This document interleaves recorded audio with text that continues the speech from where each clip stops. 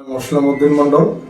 মই আজি times 24ত rubber পৰা আমি এনেকুৱা এজন গুৰুত্বপূৰ্ণ ব্যক্তিক পাইছোঁ যে আমাৰ সকলোৰে পৰিচিত আমাৰ প্ৰাক্তন মন্ত্ৰী ৰামেশ্বৰ দানোৱাৰৰ সুপুত্ৰ মনোজ দানোৱাৰ ডাঙৰীয়া। তেখেতে আমাৰ আৰু বেলেগ কোনো নহয়, আমাৰ আম আদমি দলৰ তেখেত ৰাজ্যিক সভাপতি হয়। তেখেতৰ ওচৰত আমি আম আদমি দল সম্পৰ্কে আৰু বৰ্তমান ৰাজনৈতিক প্ৰেক্ষাপটৰ ওপৰত কেইটামান আমি কথা সুধিম। প্ৰথমে আমি আপোনাক নিজৰ পৰিচয়টো দিবলৈ কৈছোঁ, যিহেতু আপুনি যদিও আপোনাৰ দেউতাক পুৰণি অসমৰ বলিয়ন এজন নেতা আছিল, কিন্তু সেই ক্ষেত্ৰত আপুনি তেনেকুৱা প্ৰভাৱ পেলাব পৰা নাছিল। সেই ক্ষেত্ৰত আপুনি অলপ নিজৰ পৰিচয়টো দিম। মোৰ নাম মনোজ দানোৱাৰ আৰু আম আদমি পাৰ্টি বিগত 3 বছৰৰ পৰা সক্ৰিয়ভাৱে এজন ভলেণ্টিয়াৰ হিচাপে কাম কৰি আহিছোঁ। যদিও আমাৰ জন্মগত আমি কংগ্ৰেছ দলৰ লগত জড়িত আছিলোঁ, দেউতা 38 বছৰ বিধায়ক হৈ আছিল, কিন্তু বিভিন্ন কাৰণবশতঃ আমি অনুভৱ কৰিলোঁ যে আম আদমি পাৰ্টিটোৱে আটাইতকৈ এটা ভাল ৰাজনৈতিক বিকল্প হ'ব ভৱিষ্যতে, আৰু ইয়াৰ কথা চিন্তা কৰি যোৱা 3 বছৰৰ পৰাই আম আদমি পাৰ্টিৰ লগত সক্ৰিয়ভাৱে জড়িত হৈ কাম কৰি আছোঁ। আৰু 2 মাহ পূৰ্বে আম আদমি পাৰ্টিৰ নেতৃত্বই মোক ৰাজ্যিক সভাপতিৰ দায়িত্ব অৰ্পণ কৰিছে, আৰু 2 মাহৰ পৰা মই মোৰ দায়িত্ব পালন কৰি গোটেই অসম জুৰি কাম কৰিবলৈ চেষ্টা কৰিছোঁ। দীৰ্ঘ 40 বছৰ আপোনালোকে কংগ্ৰেছৰ পৰিয়ালৰ নিচিনাই আছিল, কিন্তু কংগ্ৰেছৰ ফালৰ পৰা আহি আপুনি আপোনাৰ আম আদমি দলৰ সভাপতি হ'লে, আৰু সভাপতি হৈ আপোনাৰ কেনেকুৱা লাগিছে? ভাল লাগিছে নিশ্চয়, কাৰণ দলে মোৰ নিচিনা মোৰ দৰে এজন ব্যক্তি যি 3 বছৰ দলত কাম কৰিলে আজি কাম কৰাৰ কাৰণে সভাপতিৰ দায়িত্ব দিছে, সিমানখিনি দলৰ নেতৃত্বই মোক বিশ্বাস কৰিছে। তো মোৰ কাৰণে নিশ্চিতভাৱে এটা ভাল কথা। আৰু এয়া কেৱল মোৰ বুলি নহয়, যিকোনো দলীয় কৰ্মকৰ্তা যোনে নিষ্ঠাৰে কাম কৰিব, তেওঁলোকক এই দলীয় মজিয়াত, আম আদমি পাৰ্টিৰ দলীয় মজিয়াত দলে তেওঁলোকক স্বীকৃতি প্ৰদান কৰিব, আগবঢ়াই লৈ যাব। এয়া একেবাৰে স্পষ্ট ইংগিত, যিটোৰ কাৰণে আজি মোক সভাপতিৰ দায়িত্বটো দিছে। বৰ্তমান অসমৰ পৰিস্থিতিৰ ওপৰত যিহেতু এটা জোট মহাজোঁট আছে, আপোনাৰ আম আদমি দলে এই কংগ্ৰেছৰ লগত যিটো জোটবন্ধন হৈছে, ইয়াত আপোনালোকে চামিল হ'ব নে আপোনালোকে অকলেই কৰিব নিৰ্বাচন? এই যিটো বিৰোধী ঐক্য মঞ্চ আচলত আছে নে নাই, এয়াতো কংগ্ৰেছ দলে বুজাব লাগিব। আমিতো আছিলোঁ দলৰ লগত। যোৱা লোকসভাত আম আদমি পাৰ্টিক শেষ কৰাৰ কাৰণে লোকসভাৰ কেণ্ডিডেটৰ প্ৰাৰ্থিত্বক লৈ তেওঁলোকে এনেকুৱা এটা চক্ৰান্ত ৰচিলে যে আম আদমি পাৰ্টি যাতে অসমৰ ৰাইজৰ মাজত যাব নোৱাৰে। আৰু সেই চক্ৰান্তৰ কাৰণে কি হ'ল, শেষত আপোনালোকে লোকসভা নিৰ্বাচনৰ ফলাফল আপোনালোকৰ চকুৰ আগত আছে। এটাও বিৰোধী যি ধৰণে যুঁজিব লাগিছিল বিজেপিৰ সন্মুখত যুঁজিব নোৱাৰিলে। আৰু তাৰ পৰৱৰ্তী সময়ত এই অলপতে হৈ যোৱা 5টা বিধানসভাত উপ নিৰ্বাচন হ'ল, বিৰোধী ঐক্য মঞ্চৰ নামত কেৱল এটা চিট ঐক্য মঞ্চ বিচাৰিছিল, কিন্তু কংগ্ৰেছে তাতো বুঢ়া আঙুলি দেখুৱাই দিলে। তাৰ বিপৰীতে আপুনি চাব, বিজেপিক আমি যিমানেই গালি দিওঁ, কিন্তু তেওঁলোকে তেওঁলোকৰ লগত যিসকল এলায়েন্সত আছে তেওঁলোকক লৈ যাব পাৰিছে লগত। আপুনি চব 5টাৰ ভিতৰত 2টাকে চিট তেওঁলোকে উইনো কৰাইছে। গতিকে এয়া শিকিব লগা আছে। কংগ্ৰেছ, মই ভাবিছোঁ এতিয়াও বিজেপি দলৰ পৰা শিকিব লগা পৰিস্থিতি আছে। গতিকে এই আজিৰ দিনত যে এই ঐক্য মঞ্চৰ কিবা মূল্য আছে মই ভবা নাই, কিন্তু ভৱিষ্যতে যদি কংগ্ৰেছে বিগ ব্ৰাদাৰ হ'বলৈ নিবিচাৰে, যদি কংগ্ৰেছৰ মানসিকতাটো হয় যে চবকে আমি লৈ চলিম, আৰু সেই মানসিকতাৰে চবৰ ওচৰত আহে, চব দলক সমমৰ্যাদা দিয়ে, আমিও নিশ্চয় আলোচনাত আছোঁ। কিন্তু যদি সেই সমমৰ্যাদা নিদিয়ে, তেতিয়াহ'লে আমি ৰাইজৰ ওচৰতে যাম। আমি আজি যিটো কৰি আছোঁ, আমি ৰাইজৰ ওচৰত গৈ আছোঁ, আৰু ৰাইজক আমি আম আদমি পাৰ্টিৰ কিয় প্ৰয়োজন আছে অসমত সেয়া চিনাকি কৰাবলৈ চেষ্টা কৰি আছোঁ। আজি নহ'লে কালি অসমৰ ৰাইজে নিশ্চিতভাৱে এই কথাখিনি উপলব্ধি কৰিব। আপুনি নেতৃত্ব লোৱাৰ পিছত অসমৰ ভিতৰত কেইখন জিলা কমিটি ইতিমধ্যে আমাৰ আম আদমি পাৰ্টি গঠন কৰিলে? এতিয়ালৈকে এই 2 মাহৰ ভিতৰত 19টা জিলা কমিটি ঘোষণা হৈ গৈছে। তাৰ ভিতৰতে ধুবুৰী এটা অন্যতম।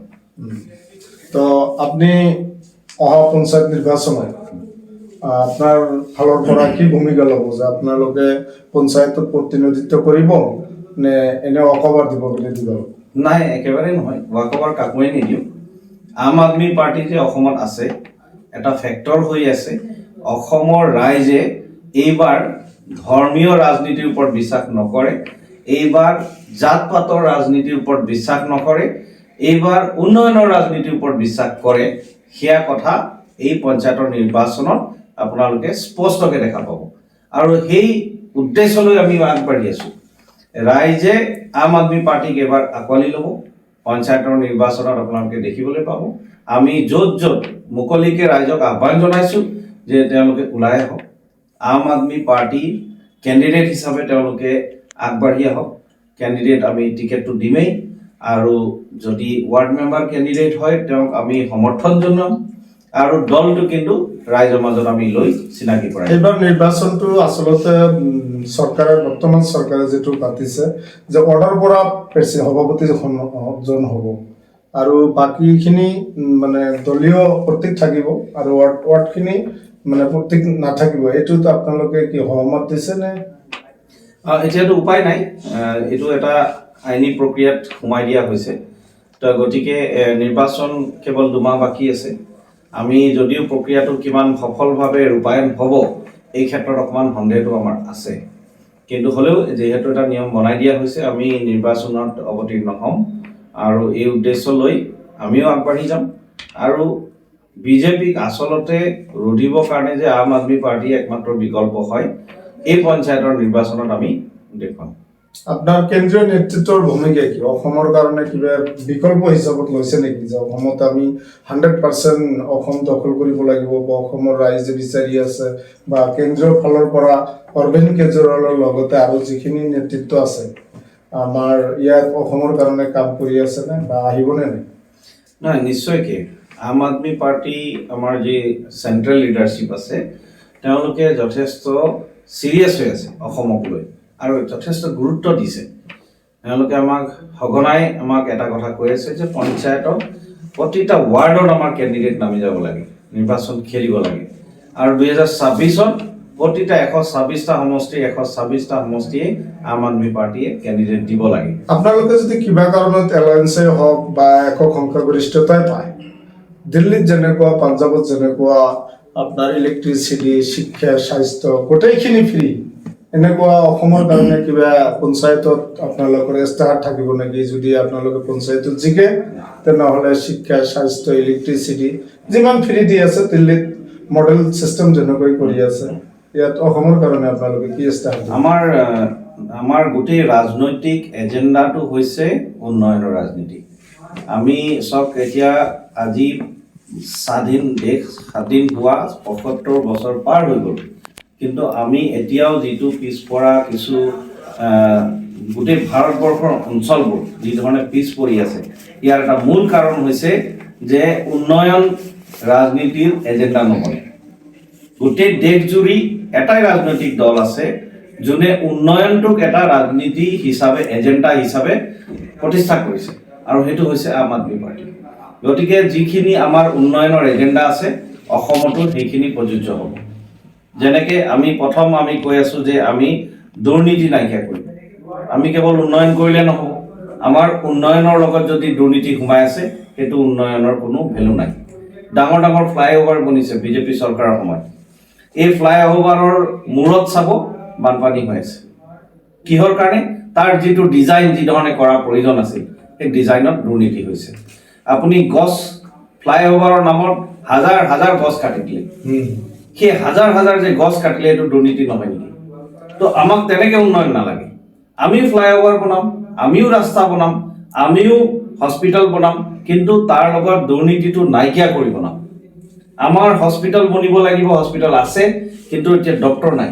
বৰ্তমান অসমৰ তথা আমাৰ ধুবুৰী জিলাৰ ল এণ্ড অৰ্ডাৰ সম্পৰ্কে আপুনি কিবা প্ৰতিক্ৰিয়া আছে নেকি? যে বৰ্তমান যিটো চিষ্টেম আমি দেখিবলৈ পাইছোঁ, যোৱাকালি আমাৰ বিলাচীবাগ চাব ডিভিশ্যনৰ অন্তৰ্গত ৰাণীগঞ্জত 3জন দুৰ্বৃত্তই এক শূন্য দূৰত্বৰ পৰা গুলিয়াই মানে মৰা নাই যদিও চিৰিয়াছলি হৈ আছে, আৰু তাৰ কিছু প্ৰায় বছৰ ওচৰা-ওচৰি হ'ব আমাৰ বেলতলী তাত তেনেকুৱা এটা দুৰ্ঘটনা হৈ গ'ল। একেবাৰে ঘৰৰ ভিতৰত সোমাই দুৰ্বৃত্তই গুলিয়াই মাৰি এনেকুৱা দুই এটা ঘটনা হৈ আছে। সেই সম্পৰ্কে ল এণ্ড অৰ্ডাৰ সম্পৰ্কে আপোনাৰ কিবা ক'বলগীয়া আছে নেকি অসম চৰকাৰক বা প্ৰশাসনক?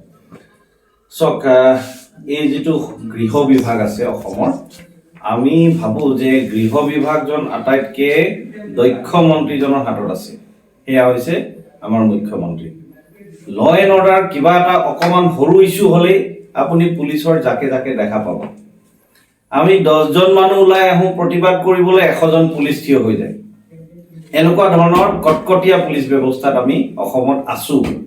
কিন্তু আচৰিত কথা হৈছে কি, যেতিয়া বিলাচীপাৰাৰ কথাটো আহে বা ধুবুৰী জিলাখনৰ কথা আহে, ইয়াত ল এণ্ড অৰ্ডাৰ ক'ত আছে অকণমান চিন্তা হৈ গৈছে। মই অহাৰ পিছত চিন্তা হৈছে যে মোৰে কিবা এটা হ'ব নেকি, কাৰণ আমি ইয়াতে দলীয় প্ৰচাৰ কৰিব আহিছোঁ। কিজানিবা কাৰোবাৰ ইণ্টাৰেষ্টত লাগিছে, কিজানিবা তেওঁলোকেই কিবা এটা আক্ৰমণ চলাব চিন্তা কৰে নেকি, ভয় এটা সোমাই আছে। এই ভয়টো কিয় সোমাইছে?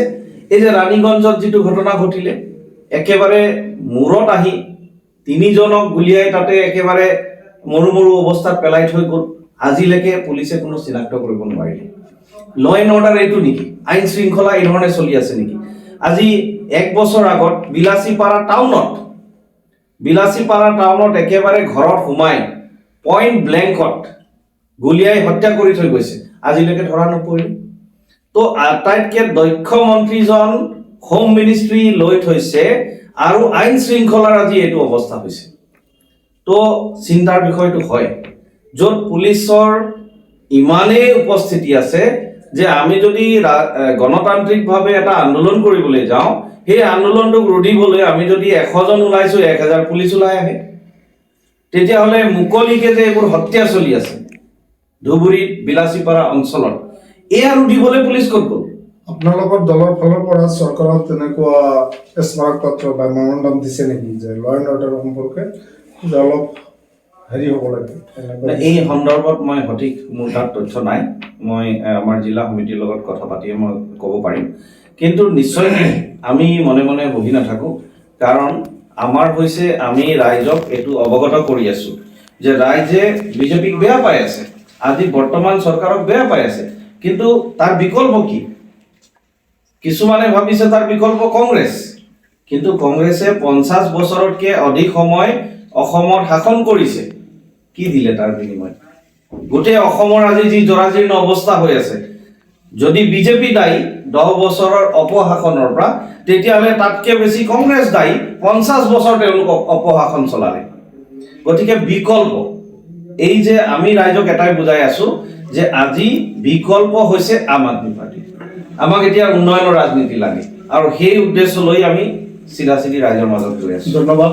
আমি মেম সময় আমাৰ আম আদমি দলৰ অসম ৰাজ্যিক সভাপতি মনোজ ডাঙৰীয়াৰ লগত আমি কিছু অসমৰ সাম্প্ৰতিক ল এণ্ড অৰ্ডাৰ সম্পৰ্কে আৰু আম আদমি দলৰ যি ভূমিকা, সেই ভূমিকা সম্পৰ্কে তেখেতৰ ওচৰত আমি কিছু গুৰুত্বপূৰ্ণ আলোচনা কৰিলোঁ।